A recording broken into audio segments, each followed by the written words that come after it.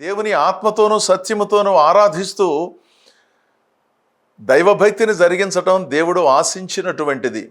కనుక మనందరం అనవసరమైన సంగతులకు అధిక ప్రాధాన్యతనివ్వకుండాను దేవుని సన్నిధిలో నిజాయితీగా ఆయనను సేవించటం, నిజాయితీగా దేవుని సంగతులను బోధించటం, అనవసరమైనటువంటి హడావిడికి ఆర్భాటానికి తావు లేకుండా మనము చెప్పదలిచిన సంగతులను సూటిగా, స్పష్టంగా, సౌమ్యంగా ప్రజలకు అర్థమయ్యేటట్లుగా వినిపించటం, ఇలాంటి వాటిని పరిశుద్ధాత్ముడు మనకు అనుగ్రహించేటట్లుగా మనం నేర్చుకోవాలి, మనం ప్రార్థించాలి.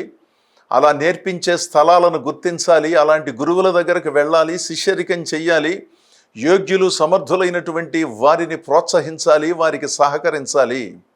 యోగ్యులు సమర్థులు నేను ఇంతకు ముందు చెప్పినట్లుగా ఎక్కడ పెడితే అక్కడ దొరకరు. దేవుని వాక్యమును చక్కగా బోధించగలిగిన ఉపాధ్యాయులు ఎక్కడ పెడితే అక్కడ ఉండరు. మీ ప్రాంతాలలో ఉన్నారు, మీ గ్రామాలలో ఉన్నారు. మీరు ఒక సంఘానికి వెళుతున్నారే, ఆ సంఘానికి కాపరి గారు కూడా కావచ్చు.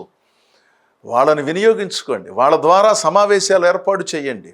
అధికంగా సొమ్ములు ఖర్చు పెట్టడం, సమావేశాలను దిగ్విజయంగా జరిగించటం కాదు, క్రొత్త వారికి దేవుని సువార్తను అందించే పద్ధతిని మనం అనుసరించటమే ఆ సమావేశాలు చక్కగా జరిగాయా లేదా అనటానికి నిదర్శనం.